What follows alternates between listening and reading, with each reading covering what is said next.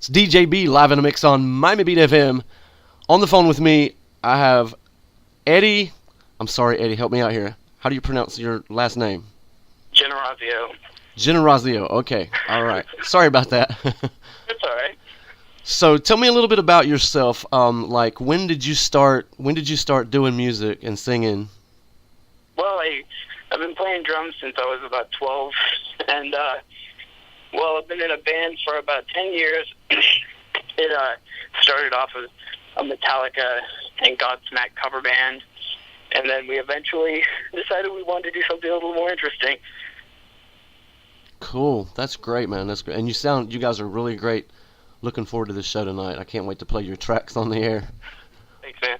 Now, do you write your own tracks? Of course. You do. You write. So they're all original. Well, I thought so because I've never heard these songs before. What's your favorite song that you do? I think my favorite is the first song on our new album entitled "Frankie's Off His Meds." It was the first time that the three of us had gotten together in like 2 years, and we were all sitting around, and and the idea of that song was like three weird guys coming from three separate corners of this like crazy state called Virginia, and we all just got together and sat down, said, well, we want to make like a sludge metal song, and then we were like thinking about that for a while, and then after we like conceived the sludge metal portion, we said, so where do we go from here? And well, the next logical step for us was to add in a samba portion. So it like kind of goes back and forth from sludge metal to samba. That's awesome. Then into full conversational jamming at the end. It's very weird. Yeah, your style is very unique. I really like your style. It's I can't put my finger on who it sounds like, but I guess it's a sound of your own. I don't know. It sounds really good. Yeah, thanks. We've been developing it for, like I said, 10 years. When we started the band, we were just more focused on jamming and kind of like getting high on the music, and we would play for hours and hours without stopping, just like going through different landscapes of music. And like we used to have this little bin that we would throw words in sometimes, like write little words down on slips of paper, and when we were bored, we like just dug around in this lottery of words and said, okay, what are we going to play? And we'd pick out a word like triangle or raccoon, and then we'd jam on whatever happened after that for a while. So wow. How it all started that way, and then eventually like we grew up as musicians, and we decided that maybe we could put some words to our music, and eventually one thing led to the other, and well, now we used to have a band, and that's the name of our new album. Wow, awesome. That's a way of doing it. I've never heard it done like that, but hey, if it works, it works, you know. Yeah, we used to have fun.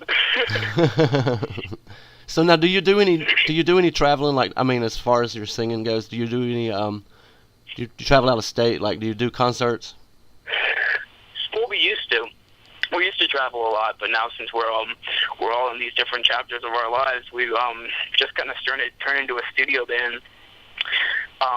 I mean, we may tour eventually. It's just a matter of like who wants to play us, and who wants to like book our weird act. Oh Lord, man, I would love for you guys to come to Carolina and do a show. If you ever get down here, let me know because I'll come and see you. Yeah, hopefully one day. I know the area pretty well. I used to go down there and perform all the time. Okay. Yeah. Are you familiar with Greensboro? Oh, of course, yeah.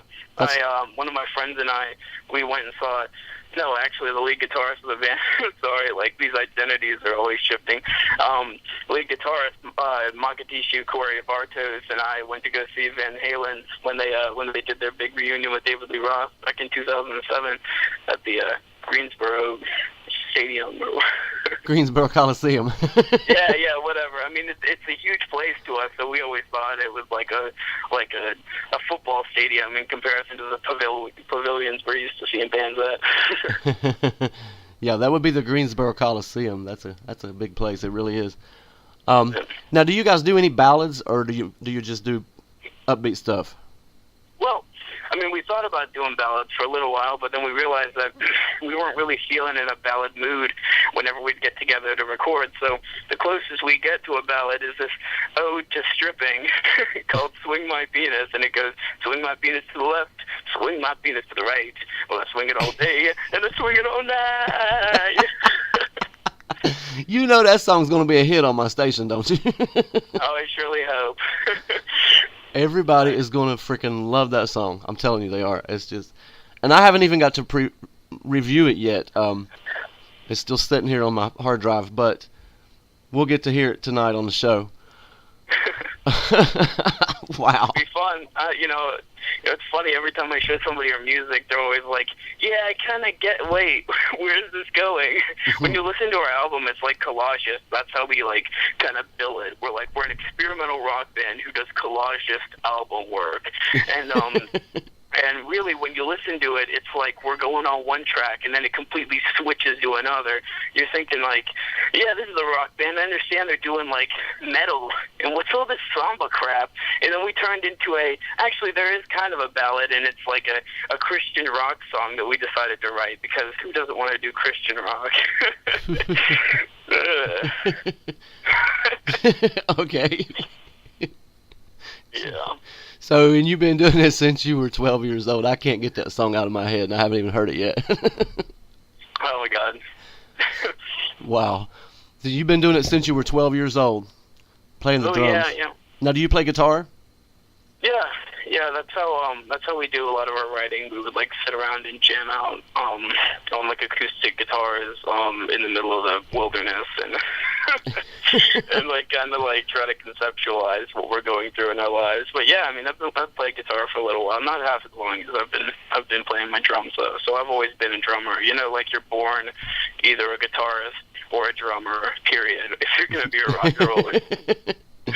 And right. like making that switch is nearly impossible. Right. Well, now we have something in common because I play music too. I started playing drums when I was 6 years old, and going into the studio at the age of 6. You should hear it. I'm telling you, it's like, and I can remember it like it was yesterday, you know. But I still have the tracks and stuff. I also play the keyboard. Sweet. Yeah, and do a little bit of harmonizing. Yeah, that's one thing we always took pretty seriously is is making sure our backup vocals made sense. Well, I am looking forward to this. Now, not only do you play drums, guitar, sing, and all that, you have another talent that you do. You are a stripper, and I think, if I'm not mistaken, I saw you. I can't really remember because I was drunk, but I think I saw you at the CO2 in Winston-Salem. Yeah, that was I was brought down there by Chip Matthews when I was just like starting out. I was a little spuddling of a stripper, and they asked me to go asked me to go dance around, play around on their stage at CO2 in Winston-Salem, and it was for the True Blood Bash, and the theme was kind of like vampires and whatnot, so I did like a Dark Angel routine, and yeah. Wow. Now you're in Virginia, correct? Mm-hmm. Okay. Yeah, DC. So now, do you get to as far as the stripping goes? Do you get to go more on the stripping or more on the singing? Well, I mean, I don't sing when I strip, but hey, there's an idea. Yeah, I could strip when I sing. You know, it's funny when we were trying to conceptualize how we would actually like perform live with this new setup. I mean, we used to do a bunch of weird stuff, like do robots and like puppets and a bunch of weird stuff on stage, but like since we've all developed into these kind of caricatures of like a Native American interpreter and like a madman and a stripper, like we decided that maybe if we did shows in the near future, we would probably end up like, you know, doing acrobatic routines and like instructing the audience on like the truth about Native American culture and yeah. So yeah, I mean, it's like that's always been an idea that we've been throwing around. But yeah, when I was a stripper, I was a contortionist and an acrobat. So most of my stripping wasn't as sensual as one would think. So now, do you still strip? No, I hung up my chaps back in Oh no. Darn, I was hoping to get to come and see you again at CO2. Crap. Lord. Well, I don't know. I mean, I'm pretty sure that if we ended up performing, that I would end up doing some sort of like nod to my stripping career, which was pretty interesting. There's an idea. Do it to swing my penis. Yeah, I mean that would be it. That would be my big ballad moment where all the tears were running and the lighters came out and everything. Wow. Yeah. Well, Eddie, this has been one of the most, I don't know, funniest interviews I've ever done. Oh, well, I'm glad to take that title. And I don't mean that in a bad way. I mean in a really good way. You're very talented. Very talented. Yep. Appreciate it. Now, do you do all the lead singing on these tracks, or? No, we separate the vocals into three parts. I mean, we all decide that we're gonna take our share. I mean, really, what our newest album is all about is about like having three weird guys who have gotten together to make music. And the thing is that we have such distinct vocal abilities between us that you could tell who is doing what. It's pretty obvious when I take the vocals, and then when Makatishu, Corey Barsos takes the vocals, and when Sam Haywood starts singing. It's the way we meld together is like kind of disjointed, but it makes sense in a way. It's like disparity. Well, the only track that I've heard is because I just haven't really had time, is Dancing Eddie. Now I really like that. That's just awesome. I love that song. funny story about that song. We used to back in like I'd say like 2006. We used to like us three. We all lived in the same place, and we used to hang around and go to festivals all the time. There was a festival in Newport News that we went to. It was like Holly Dazzle or something. And we ended up in like a dancing competition with like three middle school girls, and I ended up like winning that. But I didn't do it like just dancing. I did it like tap dancing. So it was this weird moment where this like these three older guys and these I don't know. It was weird. So after that, like we would go around singing this dancing Eddie, dancing Eddie, dancing Eddie, dancing Eddie, and like I would do a little tap dance thing, and that became like a running joke that we did for a while. And then like about 3 years later, we sat down, and we were really into new wave music at the time, like the Flock of Seagulls and whatever. So we decided to turn that dancing Eddie, dancing Eddie to like be a sort of new wave song, and ended up being like dancing Eddie, nuclear war, dancing Eddie, nuclear war. Because they're always talking about nuclear war. And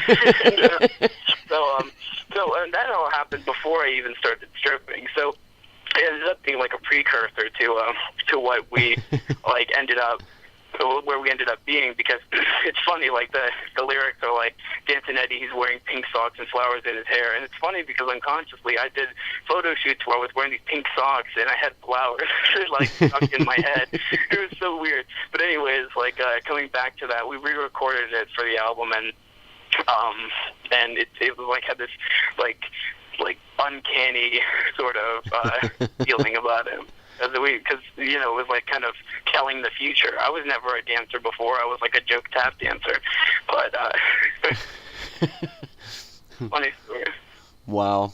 Well, so let's talk about Frankie's Off His Meds. I haven't even heard that one yet, but I can imagine. Well, back in the day, like I said, we used to get together and try to experience the most out of life, and we ended up finding a spiritual advisor, and he would like kind of tell us stories about like what it was like in the 60s and whatever. And like through his rambling, he ended up kind of like going crazy because he was kind of unstable. And oh my! He was like tapping this cigar on the table of the place that we were meeting at, and then he started saying, "Frankie's off his meds, Frankie's off his meds, Frankie's off his meds." So like years later, when our lead guitarist like was going through some crazy experience of his own, he remembered that moment, and he broke down into tears and realized that like he's fallen going into madness. So when we all got together, like that's why that was the first song we did, is because we got together like as a curing practice for like this breakdown that he had endured. So when he first came up to us, he told us that story that he remembered that moment with the cigar on the table, and he said that meant a lot to me these days. So well, when we got together, we started saying, well, Frankie's off his meds again. And the funny story about the song is that, like, it's about us three. It starts off, dur, dur, dur, dur, dur, I live in a basement. I grind on old men. You know, it's like kind of this, like, it's this funny, like honesty about what we do and who we are. It was this like moment when us three like came in and we said, well, we have gone fucking crazy, and well, this is what we do now. And, you know, Frankie's off his meds. Like, there's no stability anymore. So, I mean, really, the song is all about that. It's all about like these like three guys really, really digging into what the implications of what they're doing with their lives. Wow. Now, I see a lot of your posts on Facebook. You seem like a really cool guy. I mean, and I've always wanted to interview you. It's just I haven't gotten around to it till now, and I apologize for that. No, it's all right. But I think we've been friends on there now for, what, 2-3 years? Yeah, just around that. Yeah, it's been a while. But, I mean, and I have so many interviews with different artists, you know, and it's just, and it's hard to get them, like, it's hard to get, like, an interview every Monday night, you know what I mean? Because there's a lot of work that goes into an interview. It's not just, you know, like us talking on the phone right now and then just air it, you know what I mean? Of course, yeah, I understand. But I'm glad. What an honor to get to talk to you and to have you on the show. And also, it's an honor to be your friend. You are a great guy, Eddie. Oh, thank you so much. I appreciate it. Trying my best here. Okay, so tell us about your like your places where people can go to hear your music, or you know, your websites and stuff. Well, our album is available on Amazon.com. It's you just type in Black Clover, We Used to Have a Band, or you could type in my name, Eddie Generazio, and it'll be right there. You know, like you said, I'm all over Facebook, so you can find me on Facebook, and you know, I'm always posting stuff about the music, and the band has a Facebook, kind of Instagram, Twitter, but I hardly use them, so it's not even worth it. We have a SoundCloud that kind of chronicles the old stuff that we used to do up until we recorded this new album. So it's kind of like a lot of bootleg recordings from VHS tapes and whatever. I remember the VHS tapes. Yeah, what we would do is we would have people record us performing, and then we would have it transferred into a digital file, and then we'd rip the audio from it. So we had those because a lot of what it was like meant for like these kids to get tripped out on drugs and kind of space to our music. And you know, anyways, it was kind of like a jam band back then, but a much more, you know, awkward experience. So I mean, that's what it ended up being. So we tried to preserve that as much as possible. Right. Well, at least we have your links and stuff now. Do you have anything on YouTube as far as your songs, videos, or anything like that? Oh, of course. My YouTube handle is Christian Lozelle. It's from back when I was stripping, and that was my pseudonym. That's where I posted all my like acrobatic routines and my performances from the different venues and whatever. But I still use it, and that's where I post all my videos and the music and everything. So. Well, I have to be honest with you. When I'm having my morning coffee, the first thing I do is get on Facebook, and I go to your page just to see your photos. I love your photos. You take such good photos, and just browse around on your page, and just that gets me woke up. So. Well, thank you. I try to keep it interesting. Oh yeah, you do. You keep it very interesting, and it's one of the most interesting profiles on Facebook, as far as I'm concerned. Well, you know, I always assumed that like if I wasn't interested in what I was doing, nobody else would. So I mean, I just try to follow that mentality. And not only, now I have to say this. I hope you don't blush here. Not only are you very talented, can sing, can play drums, can play guitar, and can strip and can dance, you're very handsome. Oh, thank you, sir. appreciate it. And you have the nice attitude to go with that. That's hard to find. Yeah. Well, I mean, that's a good portion why I got out of stripping is the fact that, like, you know, sometimes you got more to offer than your body, and and then you just want to, you know, be a person. I mean, you'd find that, like, if you stay in the business too long, you, like, start to get hardened towards things. And, well, I was in the middle of writing a book on, like, a guidebook to stripping, and I just noticed that, like, my material became less about, like, inspiration and poetry, and it became more about, like, you know, grudges and writing vengeful paragraphs with the people who, like, bullied me and whatnot. So, I mean, it was always like I left because I wanted to maintain my like sensitivity, you know. Like if somebody tells you you're beautiful 1,000 times a night, you're not gonna go unaffected to that. Like you're gonna be like, oh shit, well, I mean, you know, maybe that's all I am, and you know, egos aren't pretty. So I mean I'm not saying that like I'm beautiful at all. Like it's just the fact that I was employed as a stripper, and these people would be like, you know, looking up at me. So like spatially, they're beneath me, and they're like looking up at me, and they have to say these things. It's just an urge, you know. Yeah. Well, it's like I said, it's an honor to get to talk to you. Thank you so much for being a guest on the show, and I may call you up on the air night if that's okay. Yeah, sure. Just to get you, you know, just to let you say hi or whatever, and talk to the listeners out there, you know, or something. Oh, wonderful. But thanks again so much, Eddie. Hang on the line with me and let me get you squared away, okay? All right, thanks. It's DJ B live in a mix on Miami Beat FM. Here is Black Clover with Swing My Penis.